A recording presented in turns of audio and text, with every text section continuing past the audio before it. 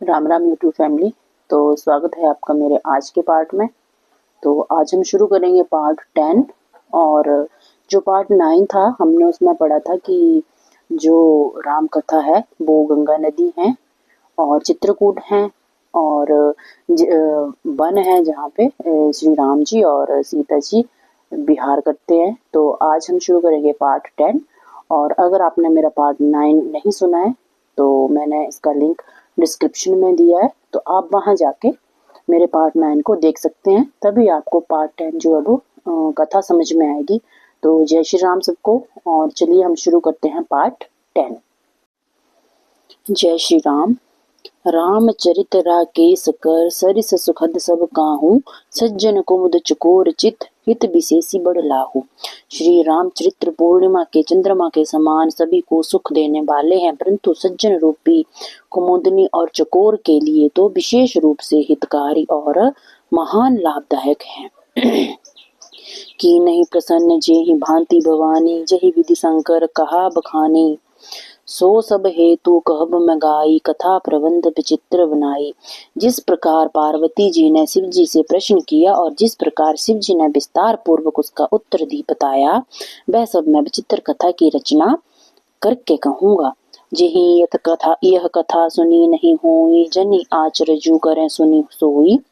कथा अलौकिक सुनहि जिज्ञानी, नहीं आचरजु करें अस जानी। राम कथा कै मिति जग नाही, असी प्रतीति तीन के मन माही।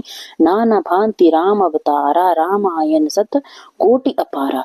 जिसने ये कथा पहले न सुनी हो वह आश्चर्य ना करें, जो ज्ञानी इस विचित्र कथा को सुनते हैं वे ये जानकर आश्चर्य नहीं करते, क्योंकि राम कथा असीम है। श्री रामचंद्र जी के अनेक अवतार हुए तथा रामायण भी करोड़ों हैं।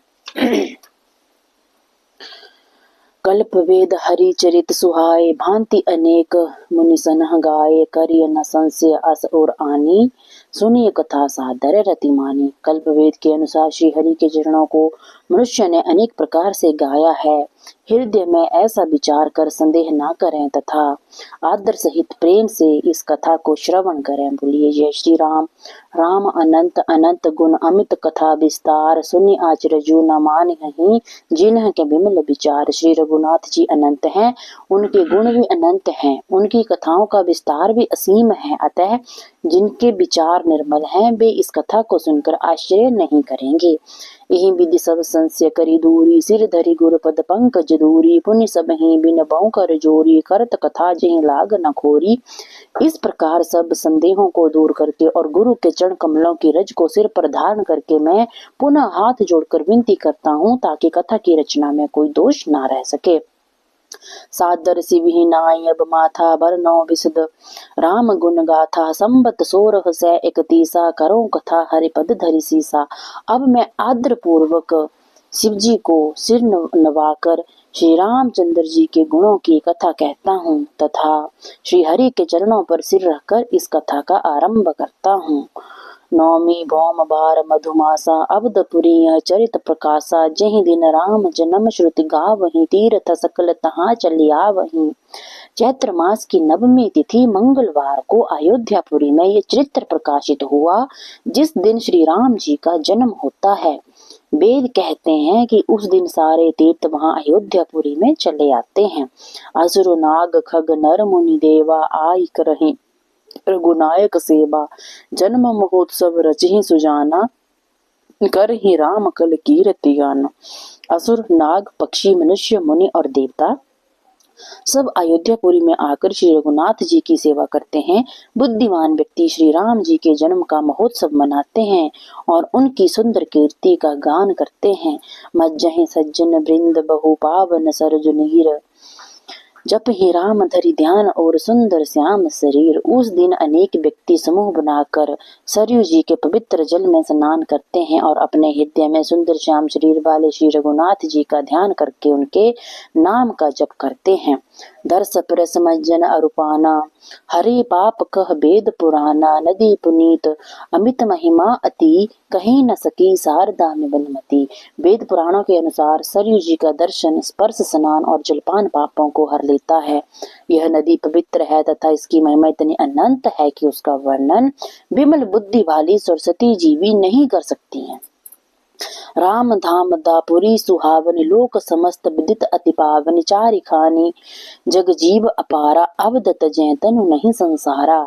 यह शोभायमान अयोध्यापुरी श्री रामचंद्र जी का परम धाम देने वाली है, सब लोकों में प्रसिद्ध हैं और अत्यंत पवित्र हैं। जगत में अंडज स्वेदज उपदिज और जरायुज 4 प्रकार के अनंत जीव हैं।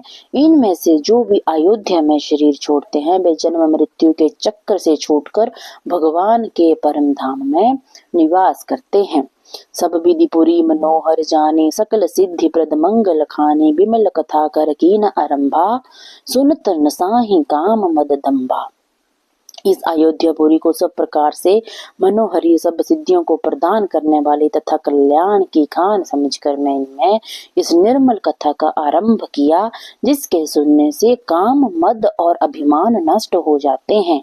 रामचरितमानस एहि नामा सुनत श्रवण पाय विश्रामा मन करि विषय अनल बन जरई होई सुखी जो एहि सर पर ई। तथा इस कथा का नाम रामचरितमानस है, जिसे सुनते ही शांति प्राप्त होती है।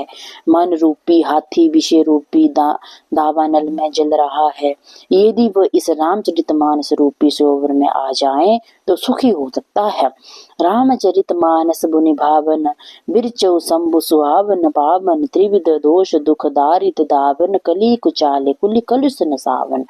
यह रामचरितमानस मुनियों का प्रिय है। इस सुहावने और पवित्र मानस की रचना शंकर जी ने की, अतः यह तीनों प्रकार के दोषों दुखों और दरिद्रता को तथा कलयुग की कुचालों तथा समस्त पापों का नाश करने वाला बन गया है। रची महेश निज मानस राखा पाई सुषमो सिबसन भाषा ताते रामचरित मानस बर धरियु नाम ही हेरी हर सिहर। शंकर जी ने इसे रचकर अपने मन में रखा था तथा सुअवसर में पार्वती जी से कहा था, इसलिए शिव जी ने प्रसन्न होकर इसका नाम रामचरित मानस रखा। कहूँ कथा सोई सुखद सुहाई सादर सुनहु सुजन मन लाई। मैं वही सुख देने वाली और सुहावनी राम कथा कहता हूँ, हे सज्जनों आदर पूर्वक एवं मन लगाकर इसे सुनो। तो जय श्री राम। जस मानस जहि विधि भयु जग प्रचार जहि हेतु अब सोई कहो प्रसंग सब सुमिरि उमा वृष केतु। यह रामचरित मानस जैसा है जिस प्रकार बना है और जिस कारण जगत में इसका प्रचार हुआ, अब वह सब कथा में शिव पार्वती का स्मरण करके कहता हूँ।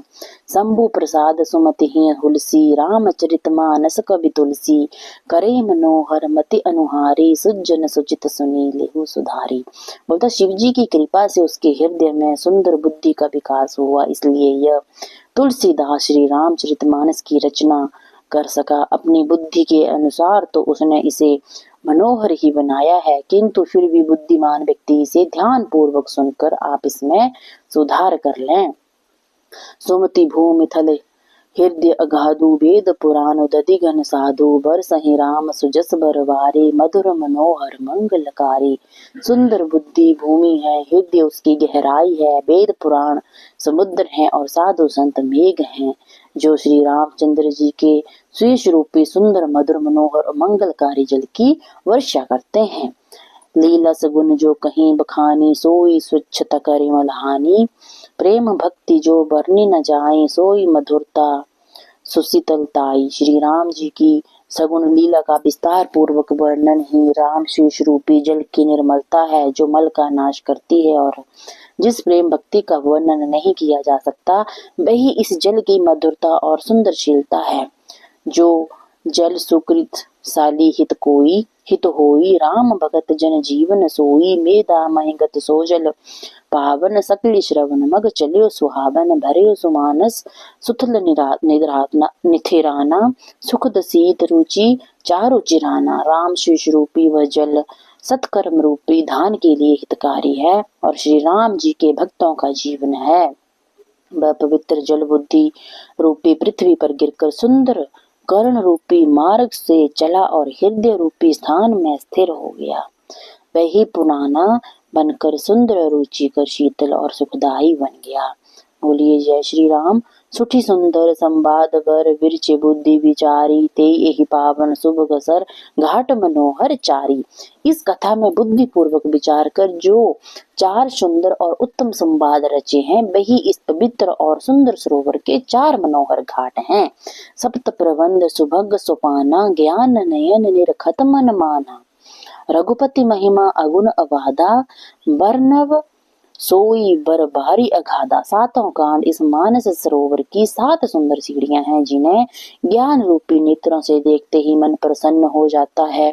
श्री रघुनाथ जी की निर्गुण और निर्बाध महिमा का वर्णन ही इस सुंदर जल की अथाह गहराई है। राम सी जस सलिल सुधासम उपमा बीच बिलास मनोरम। पूरे निसगन चारु चपाई जुगति मंचु मनि सीप सुहाई। श्री रामचंद्र जी और सीता जी का यश अमृत के समान है। इसमें जो उपमाएं दी गई हैं बेतरंगों का मनोहर विलास है। सुंदर चौपाइयां घनी फैली हुई कमलिनियां हैं और कविता की युक्तियां सुंदर मोती उत्पन्न करने वाली सुहावनी सिपियां हैं। छंद सोरठा सुंदर दोहा सोई बहुरंग कमल कुल सोहा। अर्थ अनूप सुभाव सुभाषा सोई परागमक रंद सुबासा। सुंदर छंद सोठे और दोहे इसमें बहुरंगे कमलों के समूह हैं। अनुपम अर्थ ऊंचे भाव और सुंदर भाषा ही पराग मकरंद और सुगंध है। सुकृत पुंज मंजुल लिमाला ज्ञान विराग विचार मुराला। धुनि अवरेद कवित गुण जाति मीन मनोहर ते बहुमांति। सत्कर्मों के पुंज भौरों की सुंदर पंक्तियां हैं। ज्ञान वैराग्य और विचार हंस हैं तथा कविता की ध्वनि वक्रोक्ति गुण और जाति अनेक प्रकार की मनोहर मछलियां हैं। अर्थ धर्म कामादिक चारी कहव ज्ञान विज्ञान विचारी। नव रस जप तप जोग विरागा ते सब जलचर चारु तड़ागा। अर्थ कर्म धर्म काम मोक्ष ये चारों ज्ञान विज्ञान का विचार काव्य के नौरस जप तप योग और वैराग्य के प्रसंग ये सब सरोवर के सुंदर जलचर हैं। सुकृति साधु नाम गुण गाना ते विचित्र जल बिहग समाना। संत सभा चहु दिशि अवराई श्रद्धा ऋतु बसंत समगाई। उता पुण्यात्मा जनों साधुओं और श्री राम नाम के गुणों का गान विचित्र जल पक्षियों के समान है। संतों की सभा ही सरोवर के चारों ओर की आम की बगीचियां हैं और श्रद्धा बसंत ऋतु के समान है। भक्ति निरूपण विविध विधाना क्षमा दया दमलता बिताना। समझम नियम फूल फल ज्ञाना हरि पद रति रस वेद वखाना। अनेक प्रकार से भक्ति का निरूपण और क्षमा दया तथा इंद्रिय निग्रह लताओं के मंडप हैं। मन का निग्रह अहिंसा सत्य असत्य ब्रह्मचर्य और अपरिग्रह शौच संतोष तप स्वाध्याय और ईश्वर प्रणिधान ही उनके फूल हैं। ज्ञान फल है और श्री हरि के चरणों में प्रेम ही इस ज्ञान रूपी फल का रस है ऐसा वेदों ने कहा है। और कथा अनेक प्रसंगा 23 कपिक बहुबरन विहंगा। इस रामचरितमानस में और भी अनेक कथाएं हैं जो इसमें तोते कोयल आदि रंग बिरंगे पक्षी हैं। बोलिए जय श्री राम। अगर आपको मेरी ये कथा सुनने में सही लगी तो आप जय श्री राम कमेंट में जरूर लिखें और अगर मेरे से पढ़ने में कुछ गलती हो गई हो तो मुझे क्षमा करें। तो सभी मिलकर बोलेंगे जय श्री राम। मिलती हूँ मैं आपसे अगले नेक्स्ट पार्ट में पार्ट 11 में। तब तक के लिए जय श्री राम। तो हमने पार्ट 10 में पढ़ा कि जो राम कथा है वो एक्चुअल में स्टार्ट हो गई है और तुलसीदास जी इस कथा को सुनाने के लिए तैयार हो गए हैं यहाँ पे। और इसमें ये भी बताया है कि किस तरह से शिव जी ने अपने मन में ये कथा रखी थी और अवसर आने पर पार्वती जी से कही थी और शिव जी ने ही इस कथा का नाम रामचरितमानस रखा था। और इसमें अब हम आगे पढ़ेंगे कि आगे की कथा जो थी वो क्या रही और कैसे रहेगी, वो मैं आपको नेक्स्ट पार्ट में बताऊंगी। और अगर आपको ये मेरी वीडियो अच्छी लगी तो आप मेरे चैनल को सब्सक्राइब जरूर करें। धन्यवाद।